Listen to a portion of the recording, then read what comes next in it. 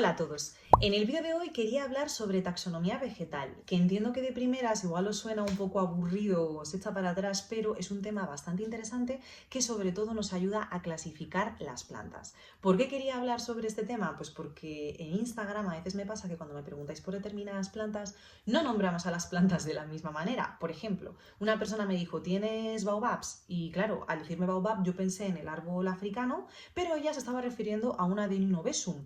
Y lo mismo me pasó con baobab, otra persona se refería a yuca. Por tanto, es normal que tengamos apodos locales para cada una de las plantas y lo que aquí en Madrid se llama mimosa, igual en el norte no se llama mimosa o en otro país no se llama así, ¿no? Entonces, la taxonomía vegetal lo que hace al final es poner una nomenclatura común, que normalmente a las plantas nos referimos por la especie, y nos permite identificarlas rápidamente. Además, la taxonomía vegetal es muy interesante porque agrupa las plantas en función de diversas características pues, morfológicas, anatómicas, evolutivas o reproductivas, lo que bueno, nos permite entender qué similitudes tienen diferentes plantas que en principio parecen completamente opuestas. Porque si ahora os digo qué tienen en común una locasia, que la estoy viendo aquí, con una monstera, que también la estoy viendo aquí, ¿sabréis decirme algo que tienen en común?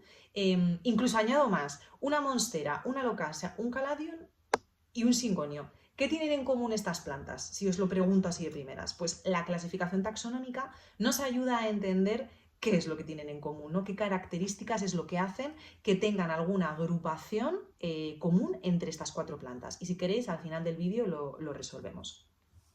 Por si os interesa, yo he sacado la información para realizar el vídeo en gran parte de enciclopedias vegetales, como esta que estáis viendo aquí. Si es un tema que os gusta, os animo a que os hagáis con una porque os va a dar información sobre toda la clasificación vegetal y además os va a ayudar a identificar plantas. Yo cuando tengo dudas sobre algunas plantas, porque obviamente no las conozco todas, recurro a estos libros y la verdad es que me ayuda bastante.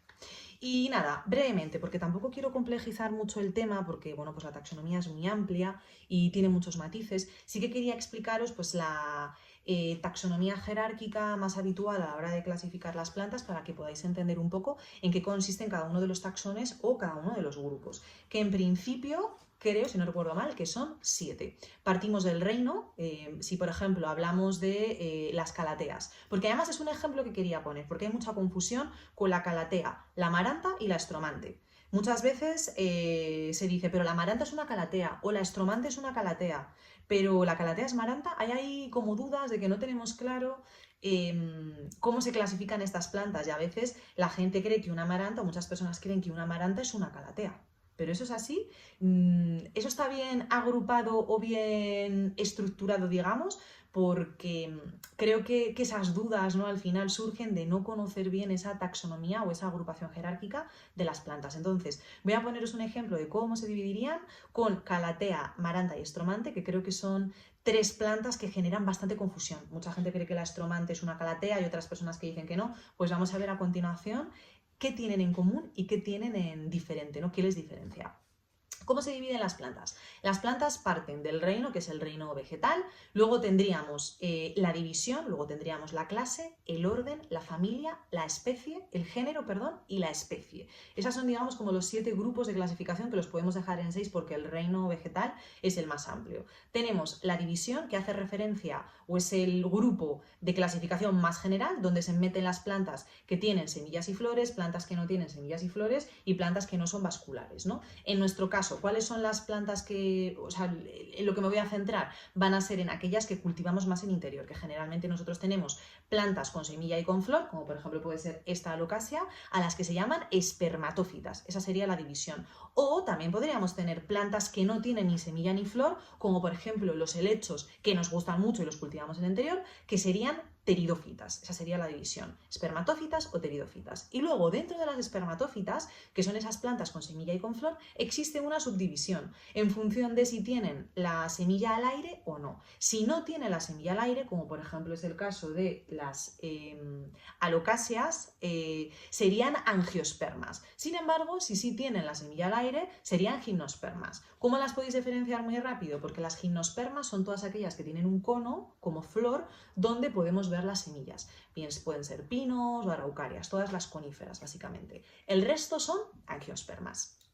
Esa sería la división. Luego avanzamos, el siguiente grupo que tenemos es la clase. ¿Qué clase de planta es? Pues hay dos posibilidades en el caso de las angiospermas, que sean monocotiledóneas o dicotiledóneas. En el caso de las calateas, que es el ejemplo que vamos a seguir, serían monocotiledóneas. ¿Qué significa que sean monocotiledóneas o dicotiledóneas? Lo que hacen referencia es al embrión o a la semilla de la planta. La semilla de la planta puede tener un cotiledón o dos cotiledones, de ahí es la diferencia.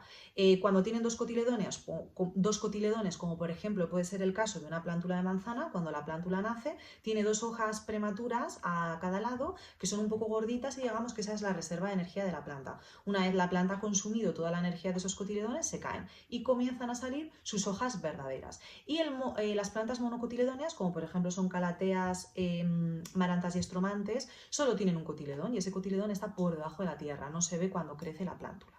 Después de la clase, ¿qué tendríamos? El orden. El orden, en el caso de las calateas, marantas y estromantes, es gingiverales. ¿Qué implica que pertenezcan al mismo orden? Pues que hay ciertas características que tienen en común. Por ejemplo, en este caso, ¿qué tienen en común calateas, marantas y estromantes?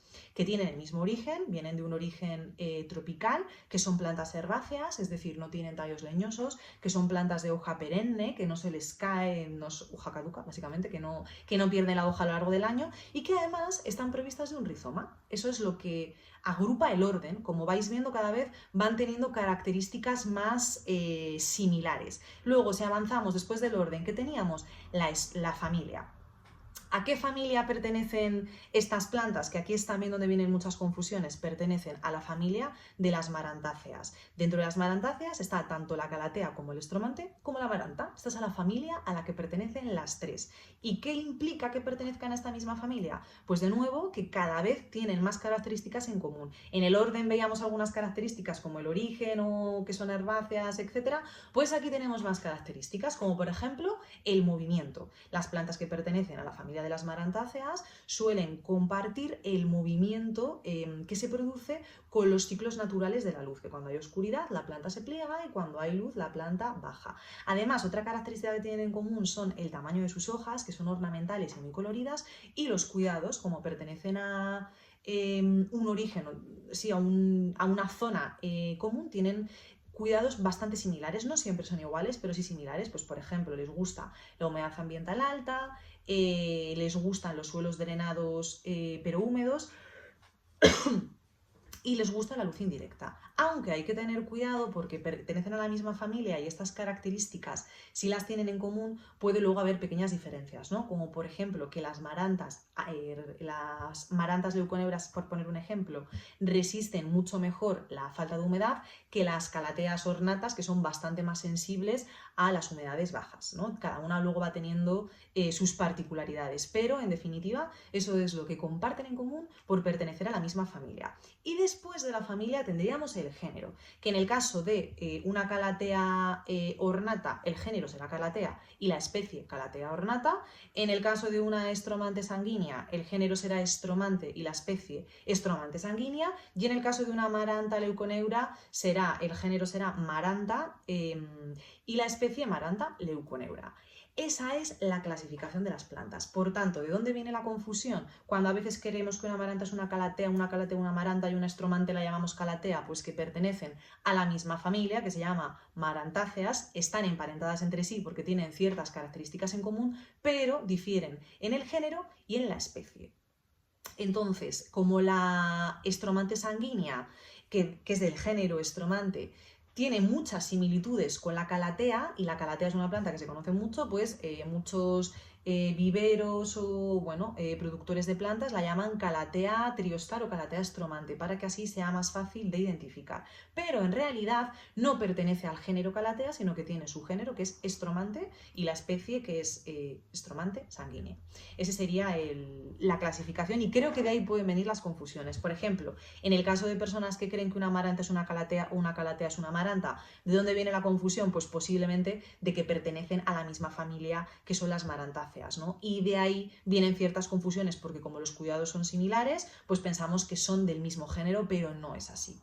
Por tanto, esta sería un ejemplo completo de clasificación de plantas, que os repito súper rápido por si acaso no os habéis quedado con ellos, pero partimos del reino y seguimos con la división, la clase, el orden, la familia, el género y la especie. Y recuperando la pregunta inicial de qué tienen en común una alocasia, una monstera, un caladium y un singonio?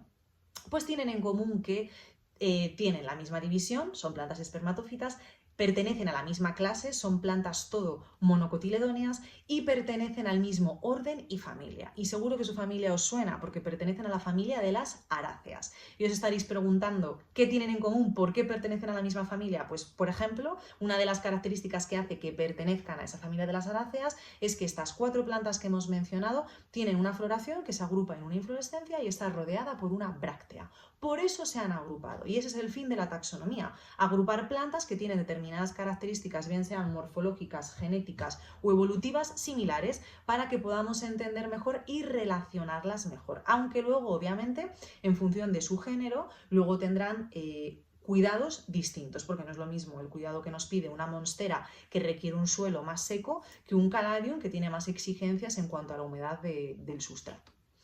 Y nada, eso es todo por el vídeo de hoy. Espero que os haya resultado de interés y sobre todo, bueno, que os sirva a la hora de clasificar y de nombrar vuestras plantas, sobre todo cuando queráis alguna en específico, que podáis llamarle correctamente por la especie y que así en los viveros, tiendas de flores o cuando habléis con alguien y queráis, bueno, pues referiros a una planta en específico, que podáis hacerlo y también que os ayude a salvar ciertas confusiones como por ejemplo las que existen con las calateas, las marantas o las estromantes. Y nada, eso es todo por el vídeo de hoy. Espero que os haya resultado de interés y sobre todo de ayuda. Y si tenéis cualquier duda o queréis que amplíe información, dejádmelo en comentarios y siempre podremos hacer un vídeo con parte 2. Muchas gracias por verlo y nos vemos en el próximo.